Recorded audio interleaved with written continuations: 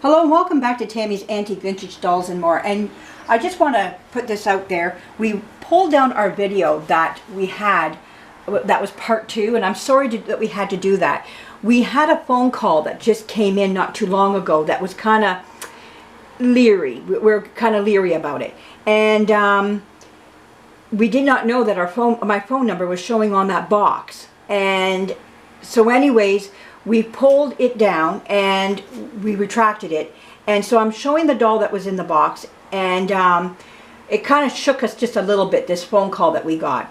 And I think we were trying, either it was just innocently that the timing with the doll and the phone number and this just came in, or somebody saw our phone number on the box and decided to call us and try to scam us.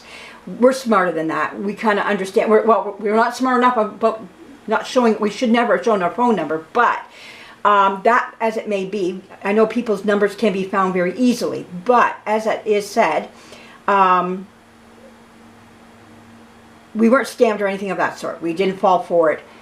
Just that they kept trying to call back, and they finally hung up and got the picture. We're not falling for their scam or their stupidity.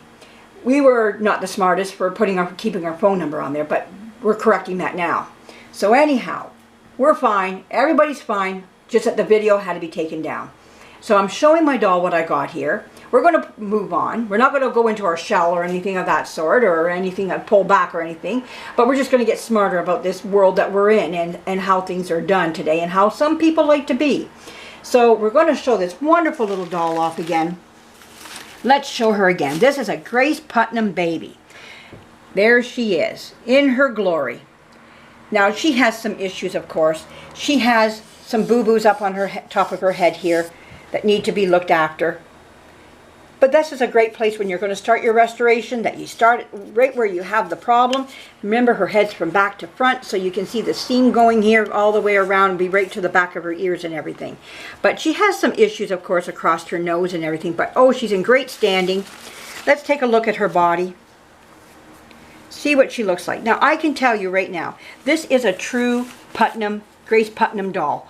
How do you know that it is? Well, of course, the markings on the back of the neck, that is a sure sign. But there are other things that you can look at right away when you see a Grace S. Putnam doll that you should pick up on right away. You will know a Grace S. Putnam doll when you see those nice little froggy-shaped legs. That is a true Grace Putnam body.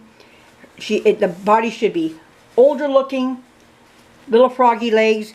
Pull down the socks when you're looking at them. You can see that the body has aged. Some staining on the body. Very typical to its time period. Sometimes they're stamped as well. You'll see a stamp plus the markings on the back of the neck as well. When this doll came out, Grace S. Putnam presented it to the toy industry, and the men did not like the doll. They thought it looked too real, that it had too much of a real look of a newborn baby. Now remember, she sculpted this at an orphanage of a baby girl about 2-3 days, I think it was 2 or 3 days old, that was given into the orphanage. This little baby was abandoned in the orphanage, and so she sculpted this doll from that little baby, made the doll, and presented it. And like I said, the men didn't like it because of the fact that it would look too real. So the next step she thought was, how am I going to get this doll out there?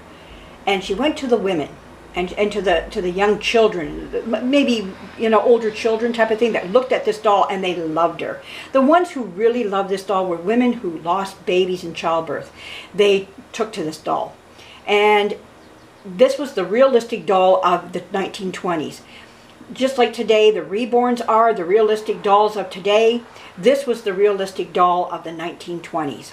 And the women loved it. And through that, this doll made it into the arms of little girls out there. And she made other ones as well with this sort of face, but they're called there are other names for this bilo. I think there's a Flylo baby as well, and I think there's one other, but I can't remember the name. But this doll has been reproduced umpteen times.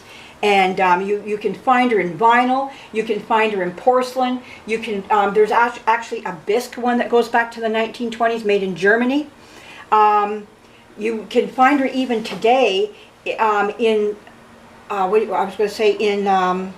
ceramics classes will actually have this doll where you can paint this doll, bake her, the whole bit.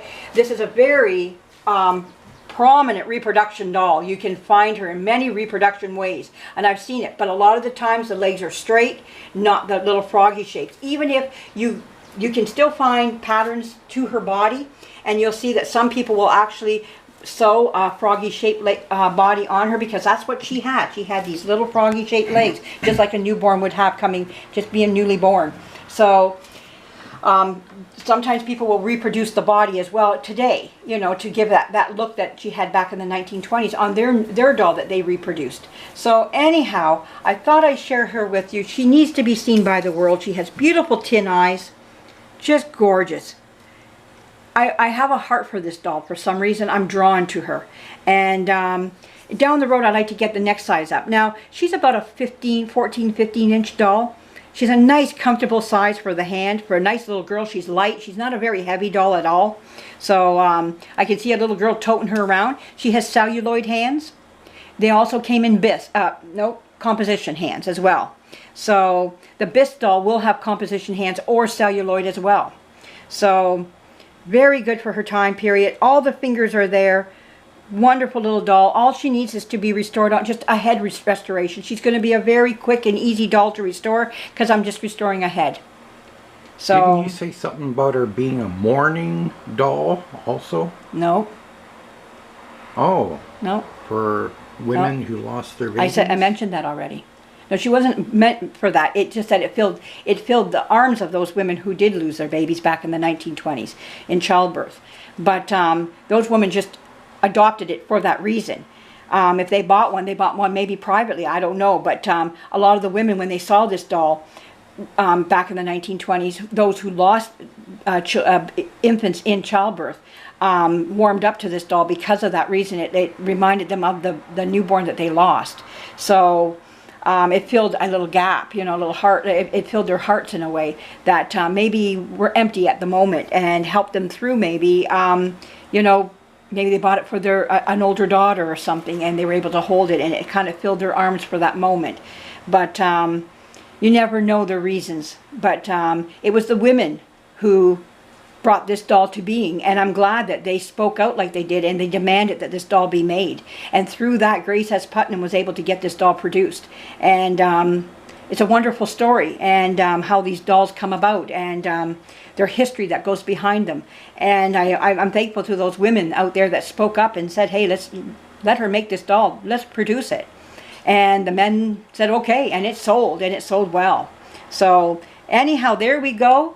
She's a beautiful doll, and her restoration will come down the road, and not right now, but she's going to be an easy restoration, as I would say, because it's just a head. It's not arms, legs, body, the whole bit. It'll be a quicker one. So anyways, everybody have a great day. We're fine.